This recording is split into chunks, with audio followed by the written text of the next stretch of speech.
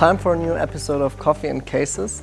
Today we take a closer look at the interesting business case of ProGlove, and we've brought some coffee and a lot of time to talk about your technology, your products, and the journey you took as a startup. Could you please introduce yourself and tell us who you are, what you do at ProGlove? Yeah, so thank you for being here. My name is Konstantin Brunbauer. I'm the Vice President of Production here at ProGlove. With the team since the beginning, went the journey together with Dimension since the last 5 years. First of all, I want to know, what is your technology? What was the idea behind ProGlove? The barcode scanner is the digital device number one, or was at this time. So we said let's do a wearable barcode scanner and make that smart.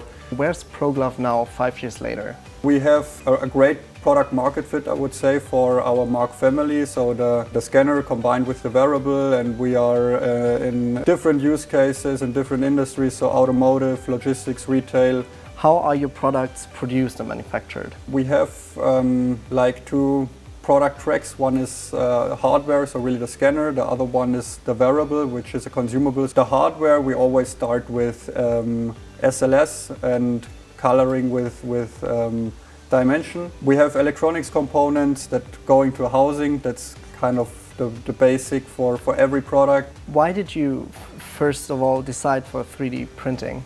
We use the FDM printers for very early stage prototypes, and at this time also the quality was not on a level where you could use it for anything more, so it was really just getting a feeling for the first shape or function. Then whenever we wanted to really test something or make use something, we used SLS parts. So Dimension really enabled us there to use that for like the first test batch, and we built 50 pieces, brought it to the customer. We said, hey, that's working. They are like really looking still good after some months of use, and also like the protection of the material itself was there.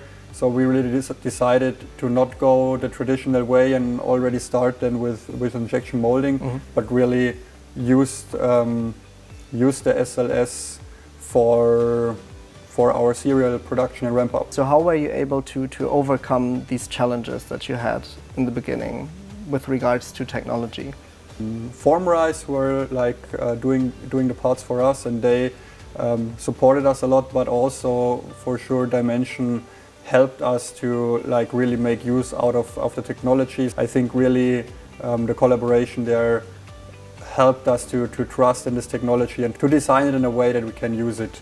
And definitely, so the white parts would have been a no-go. So we wanted to have really this orange lighting signal, and yeah, as far as I know, it was also just the standard orange Dimension had at this time. So we just took that one, and that's our ProGlove orange now with the print to product process. Really, we saw also the development to have competitive parts to really use it for serial production. So I really think it's also perceived as a premium compared to some of the SLS some of the injection molded parts. And for us in the manufacturing process, it still gives us the freedom to change things. So definitely what we have now is a reproducible process. So every part looks the same. We have a perfect coloring throughout the surface, and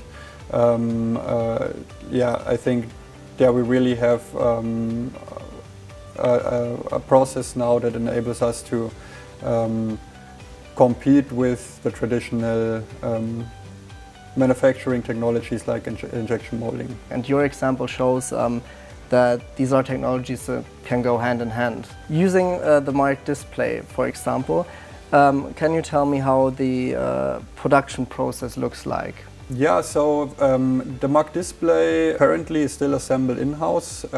So we like source the parts on our own, and have a partner who is doing the SLS printing for us, and also is using the Dimension machines. After we release a product and we ramp it up, we we are going with SLS for some of our products. Because we still have a lot of features in the backlog we want to add to this product, and we want to improve it. And these innovation cycles are really enabled by SLS printing and the coloring from Dimension. Last one or two questions that I have. It's about the future. So what are the next steps on your agenda? What's next? What's the vision for the future? Definitely we are bringing the Mark display into volume now. So we introduced it some months ago and are ramping it up at the moment. So it's ready for sale. We also will see some new products, again with the support of Dimension, and definitely also working more intense on our software and cloud products. So there will come up some nice products in the future. Thank you very much for the interesting insights. It was a pleasure talking to you, and we're definitely looking forward to working together in the next years to come. Thank you so much for your time. Thank you.